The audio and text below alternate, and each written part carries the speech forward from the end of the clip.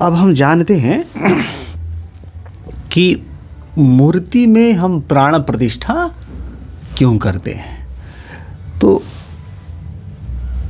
विग्रह, वो भगवान का विग्रह है, तो भगवान का जो विग्रह है उसमें प्राण प्रतिष्ठा करने के पीछे एक गहरा कर्मकांड है जो कंप्लीटली योगपूर्ण है, योग से परिपूर्ण है।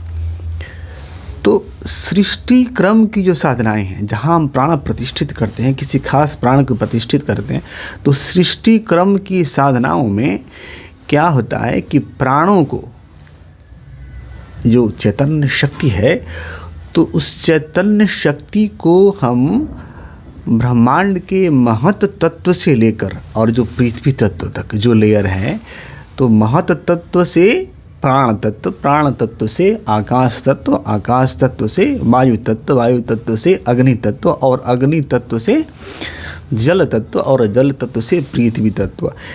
तो ये जो लेयर्स हैं, ये जो हिरार्की बनी हुई है, यहाँ इन लेयरों से उस चैतन्य शक्ति को धीरे धीरे ग्रॉस करते हुए, भौतिक करते हुए हम पृथ्वी तत्व तक लाते हैं। क्योंकि मनुष्य जो है पृथ्वी तत्व से ही गुणों को ग्रहण करता है। यह भोग ग्रहण करने की शक्ति मनुष्य के अंदर पृथ्वी तत्व से, चाहे वो भोजन ग्रहण करे, कोई रूप ग्रहण करे, तो मोस्टली हम लोग पृथ्वी तत्व से ही ग्रहण करते हैं, पृथ्वी से ही ग्रहण करते हैं। तो इसलिए उस गुण को हम क्या करते हैं, पृथ्वी तत्व पे लाकर प्रकट करते हैं ताकि हम उसको धारण कर सकें।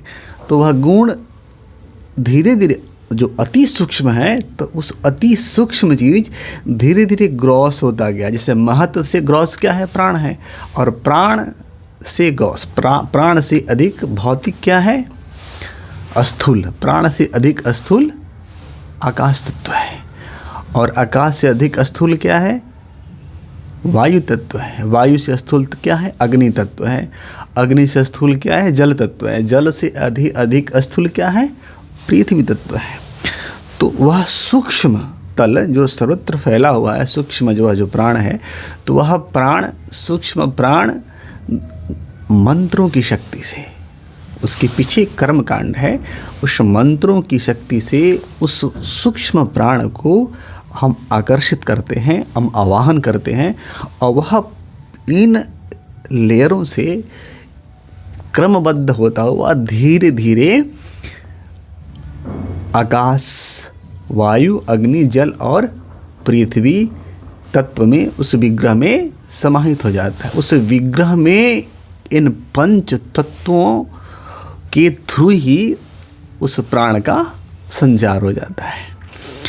अब इसको करने के लिए, इस प्रक्रिया को करने के लिए एक क्वालिफाइड आचार्य चाहिए, जिसके अंदर इतनी शक्ति हो कि उस चैतन्य शक्ति को अपने मंत्रों के द्वारा, अपने संकल्प के द्वारा आकर्षित कर सके।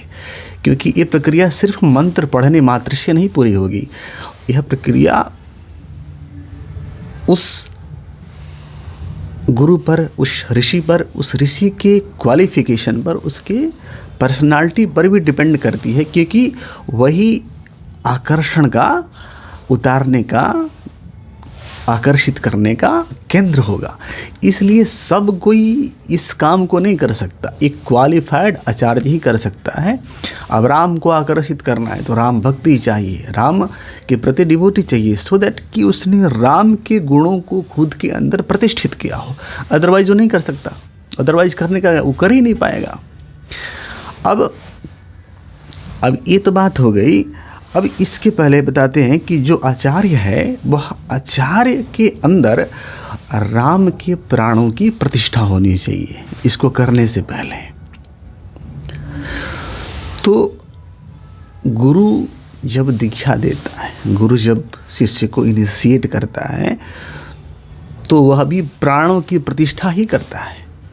मंत्र क्या है, मंत्र भी प्राणमय है, मंत्र भी चेतन होते हैं। गुरु जब मंत्र देता है तो गुरु का मंत्र क्या होता है, चेतन होता है। तो उस चेतन मंत्र के द्वारा गुरु शिष्य में प्राणों की प्रतिष्ठा करता है। तो अब उसके अंदर प्राणों की प्रतिष्ठा हो गई, फिर जो शिष्य है उस मंत्र का गुरु के निर्दिष्ट मार्ग से अनुसंधान करता है, साधना करता है, उसका अनुष्ठान करता है, तपश्चर्या करता है, तो वह फलित होने लगता है और भगवान के गुणों का संचार उसके अंदर हो जाता है। तो इस तरह से वह क्वालिफाइड हो जाता है, जिसके द्वारा वह चाहे तो उस समुद्र से, उस अनंत गुण संपन्न अनंत जो गुणों का सागर है, उस सागर से एक उसकी किरण को आकर्षित करके सूक्ष्म से सूक्ष्म होता हुआ ये पृथ्वी तत्व में, विग्रह में स्थापित हो जाए और उसके आलोक में जीवन को प्रकाशित कर सके, पोषित कर सके, धन्य कर सके। इसके पीछे इस तरह का विज्ञान है। तो इसके लिए एक क्वालिफाइड आचार्य की आवश्यकता होती है ना। चलो, हरे कृष्णा।